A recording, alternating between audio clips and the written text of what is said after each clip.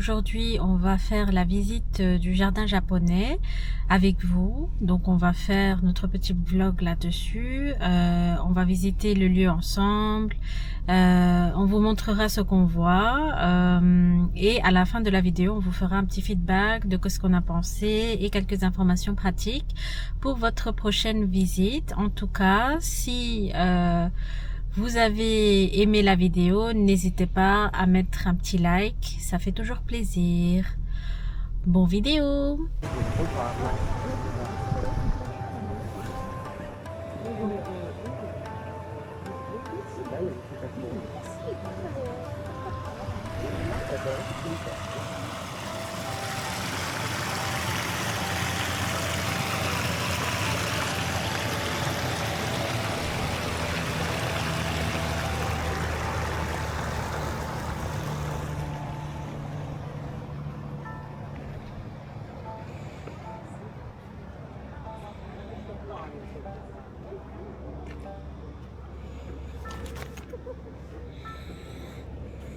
Donc, bonjour tout le monde, on est au jardin japonais situé à Assel, en Belgique.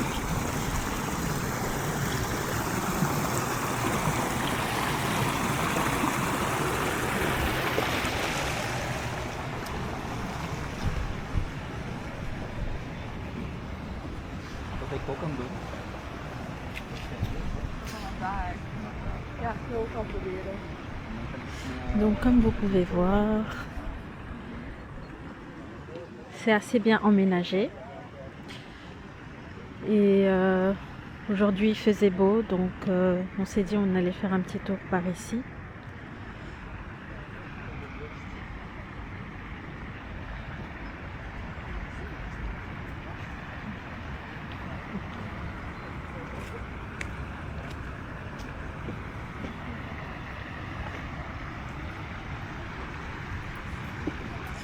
Et en fait, partout dans le jardin, il y a des petits panneaux comme ça qui disent qu'on ne peut pas marcher sur la pelouse. C'est un moyen pour eux de protéger leur environnement et de protéger le parc. Les animaux sont malheureusement interdits au parc. Donc si vous comptez venir ici, vous savez que malheureusement les animaux ne sont pas autorisés. Et puis en fait, vous pouvez voir comme ça sur les arbres les noms des arbres. Donc celui-là, je ne saurais pas le dire, mais ça s'appelle Yoe Oshima. Mais comme on est au mois de mars, les fleurs ne sont pas encore apparues.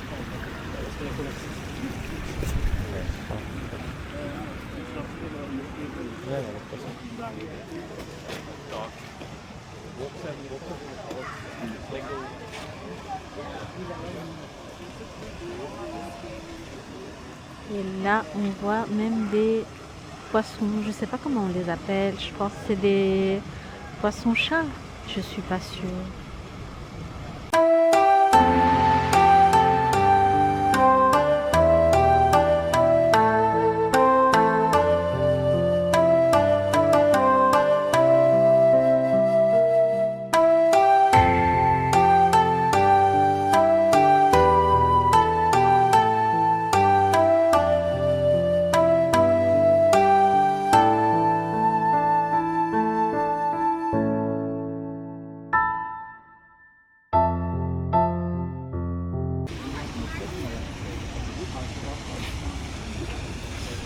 Donc là, en fait, il y a une petite traversée pour aller voir la fontaine.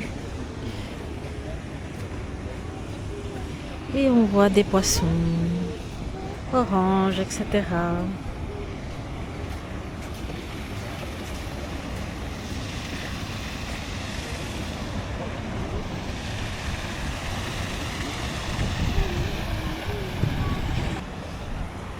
Donc en fait, on a passé la fontaine. Et maintenant, voilà, il y a des petites flèches pour vous dire par où vous devez aller. Et il y a des petites rivières, ruisseaux, etc. On va aller voir à droite.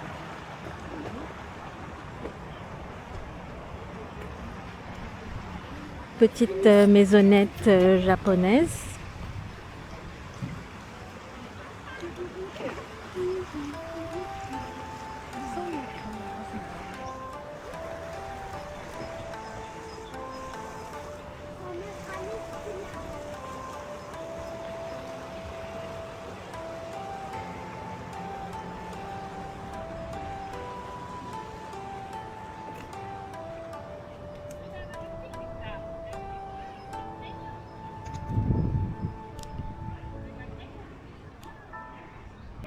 Donc en face, on a une maison japonaise. On ira dans quelques minutes plus près pour voir ce qu'il y a à l'intérieur. Et puis vous avez un petit pont. Puis là, il y a des petites restaurations, etc. Mais on va vous montrer tout ça de plus près. Donc allons-y.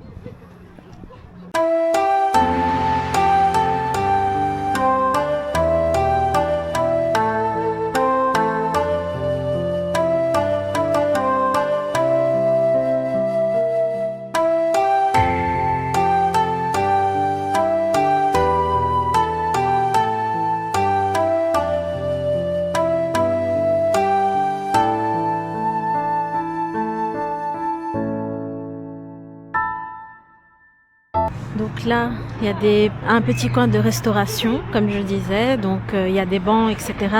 Donc si vous voulez amener votre propre repas, je pense que c'est aussi faisable. Donc vous amenez vos propres trucs et vous pouvez vous installer et manger ici. Et donc sinon, il y a un peu de tout. En général, c'est la nourriture évidemment japonaise. Des onigiri, etc. Donc nous comme on n'est pas là pour manger, on va y aller. Et si vous voulez pas manger, vous pouvez aussi prendre des boissons et vous installer, etc. Là, on a un petit magasin de souvenirs.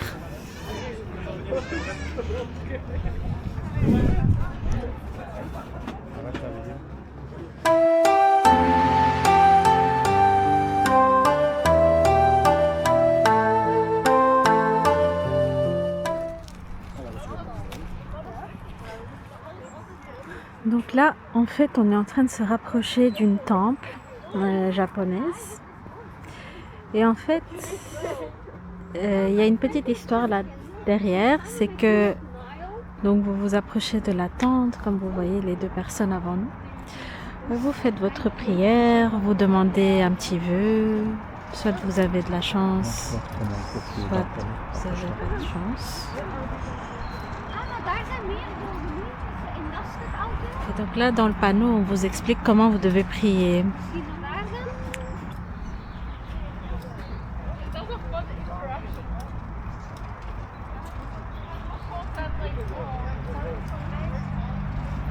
Donc là, on vous montre comment vous devez prier. Et donc, je sais pas trop comment ça marche, je vous avoue. Tu dois faire quoi? 2 fois comme ça, et puis 2 fois claquer des mains, et puis 1 fois comme ça. Donc 2 fois comme ça. J'interviens. En gros, ce que l'image ici montre, c'est que tu dois te prosterner 2 fois devant le temple. Ensuite, tu claques 2 fois des mains. Ouais, tu gardes les mains jointes, tu fais ta petite prière. Et pour dire au revoir, tu te reprosternes devant le temple. Petite voix off pour préciser qu'en fait, avant de dire au revoir, on fait d'abord une offrande à l'autel et ensuite on se prosterne pour dire au revoir. Et là, en fait, en fonction de ce que vous avez voulu, comme votre vœu et votre souhait, vous pouvez le mettre là. Et en fonction du sort qu'ils ont tiré, si c'est une chance ou malchance, en cas de chance, c'est bon pour vous, vous pouvez garder le papier. En cas de malchance, ce mur est là pour, entre guillemets, briser la malchance. Donc ici, on est près d'une cloche que en fait les Bouddhas font sonner, mais je ne saurais pas vous dire malheureusement plus de détails parce que je ne m'y connais pas. Mais voilà à quoi ressemble la sonnette.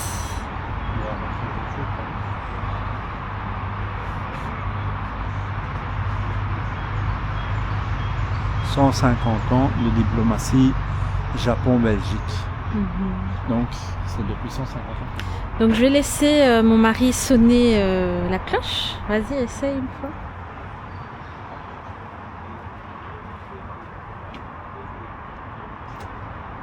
Et là là.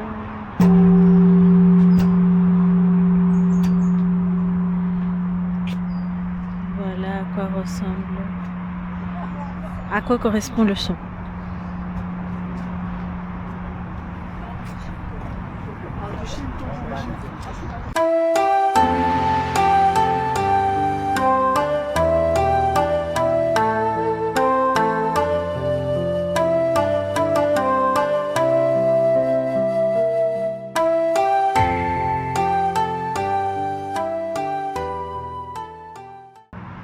Ici, on peut mieux voir les fleurs de cerisier. Et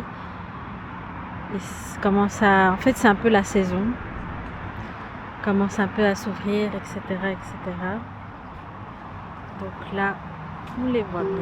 On dirait paradis rose.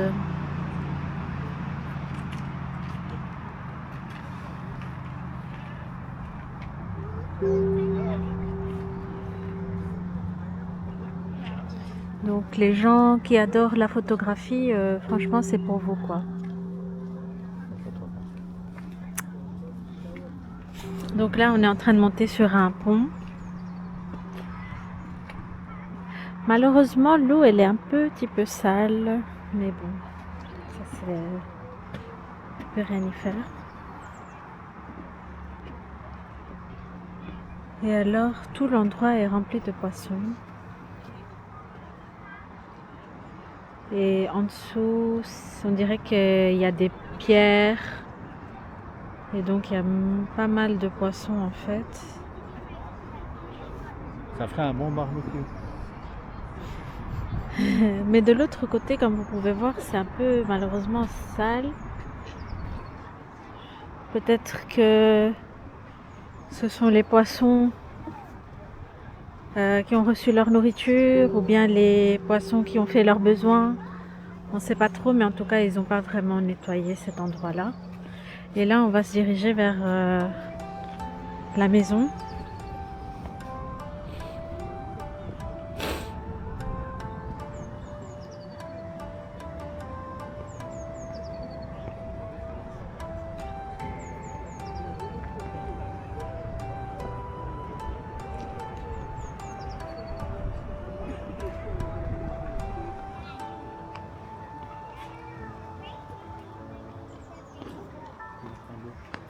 Quoi ?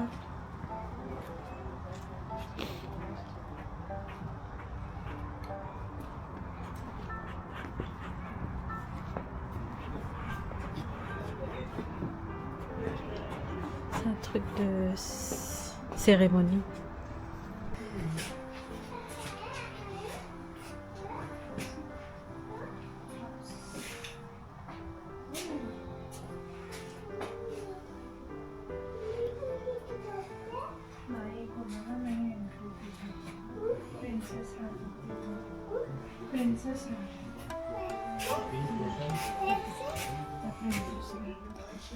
Ici devant nous, nous avons l'instrument le koto, un instrument traditionnel japonais, similaire de la famille des guitares, des violons, un instrument à cordes, et ça se jouait à deux mains.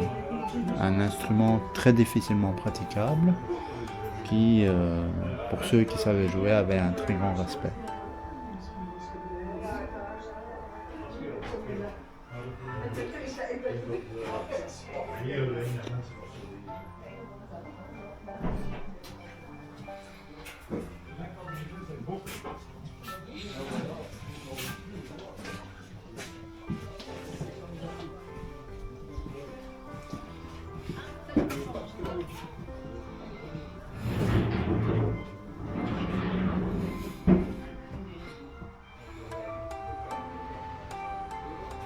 Voilà donc à quoi correspondait l'intérieur des maisons.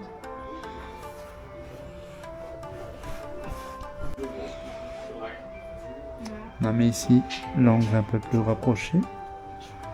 On peut un peu mieux voir l'intérieur des maisons.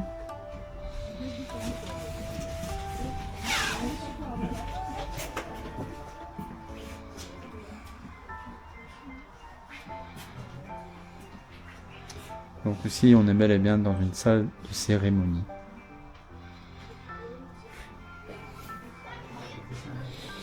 Voilà. La plaque de la maison, qui l'a fait, comment ça a été construit et quand. On peut vous lire ici 30 novembre 1952.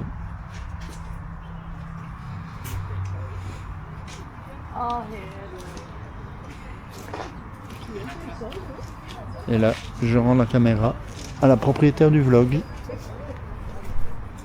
Donc il y a un peu des cerisiers partout. Et au fond, en fait, on voit des roses rouges.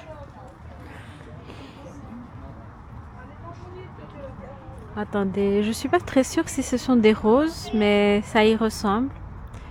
Pour les gens qui connaissent les fleurs.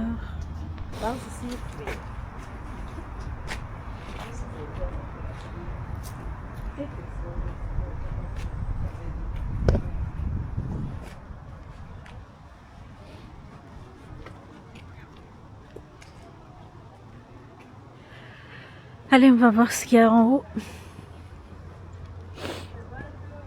Donc en fait, de cette visite, on se rend compte que les Japonais, ils étaient quand même petits de taille. Enfin, maintenant, je sais pas, mais en gros, à l'époque, leur maison, etc., tout. Genre ça, c'est une maison typique japonaise. Et donc, comme vous pouvez le voir, tout est très très petit. Déjà, moi, je suis pas très grande. Donc en fait, quand moi, je me mets à côté, je suis là, mais en fait, je suis grande. Alors que je suis pas grande, en fait. Mais... Donc là, ça ressemble quand même comme les animés. Donc c'est, on dirait un lit, etc. C'est une chambre.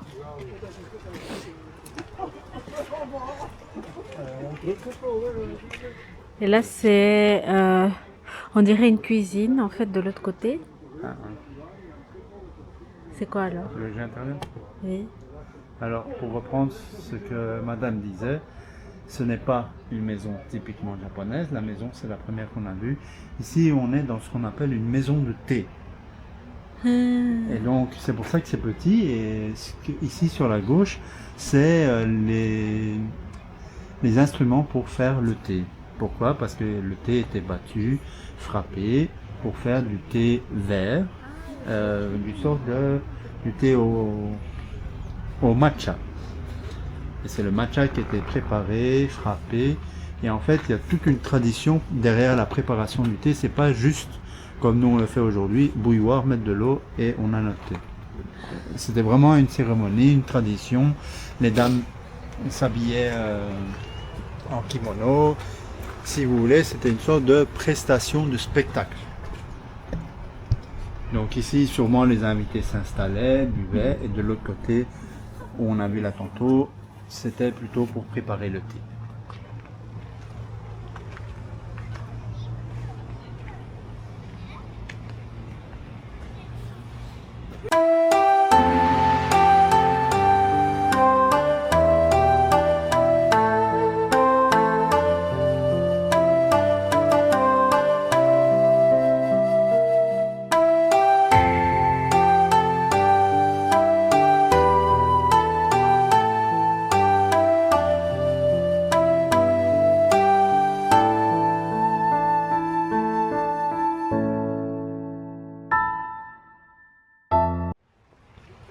Donc voilà, on redescend.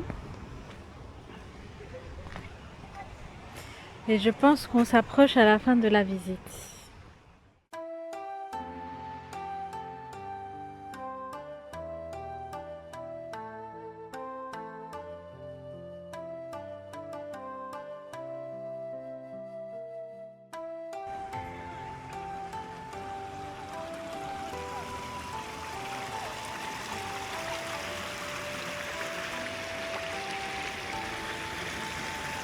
L'eau est très claire.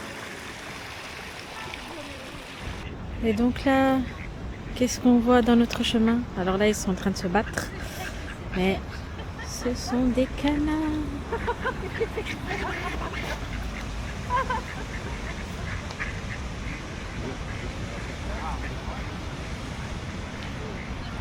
En fait, j'ai l'impression que donc les trois là, ils sont fâchés avec lui, qui est seul. Attendez, il va se battre. Peut-être. Là, il est là en mode oui, pourquoi vous m'avez entouré?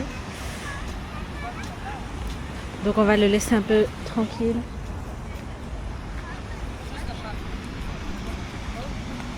Là, il est parti dans l'eau avec les autres, je pense. Il hésite. Hein. Je pense qu'il est fâché avec les trois autres en fait. Il y a une petite histoire de territoire, on dirait. Voilà, donc dès que les deux autres se rapprochent de lui, il fuit. Mais comme vous voyez, il y a les poissons, il y a les canards et ils ont l'air de s'entendre. Lui, il sait plus où aller. Donc, on a fini notre visite et je vais vous faire un petit feedback de ce qu'on pense réellement de la visite. Du coup, en fait, le prix d'entrée sont de 7 € par personne. Adultes et enfants, si je me trompe pas, je pense que c'était 5 €. Franchement, niveau prix, je pense que ça va, ça correspond à la visite. Vous avez une visite qui dure plus ou moins 1 heure, si vous mangez 1h30. Il y a des toilettes, etc. C'est aussi, il y a des passages pour les personnes à mobilité réduite. Le seul bémol, c'est que si vous avez un chien, alors les chiens ne sont pas autorisés. Mais grosso modo, petite visite, quand il fait beau, etc., c'est chouette. Par contre, le parc, il est ouvert en fait à partir du mois de mars, 1er mars jusqu'au 31 octobre. Et nous sommes venus aujourd'hui donc en mars, mais je trouve que ce serait plus idéal de venir un peu quand il fait chaud, parce que là, en gros, oui, vous pouvez voir les cerisiers, etc., mais à part les cerisiers, en gros, les autres plantes, les autres fleurs n'étaient pas encore fleuries. Du coup, on voyait pas grand-chose. Donc, notre conseil pour vous, c'est de venir plutôt un peu plus tard dans l'année, fin mai, juin, quelque chose comme ça, où vous pourrez vraiment profiter, voir les fleurs, etc. Mais bon, voilà. Donc, sinon, avril aussi, c'est mieux pour les fleurs. Donc voilà. Alors quelque chose qu'on avait oublié aussi de dire en début du vidéo, c'est qu'il y a des emplacements de parking. Donc si vous venez en voiture, il y a des parkings à disposition. Donc voilà, j'espère que vous avez aimé notre petite vidéo et que vous allez nous laisser un petit like ou un petit commentaire et aussi nous dire en fait vous préférez les vidéos de voiture ou des vidéos de voyage.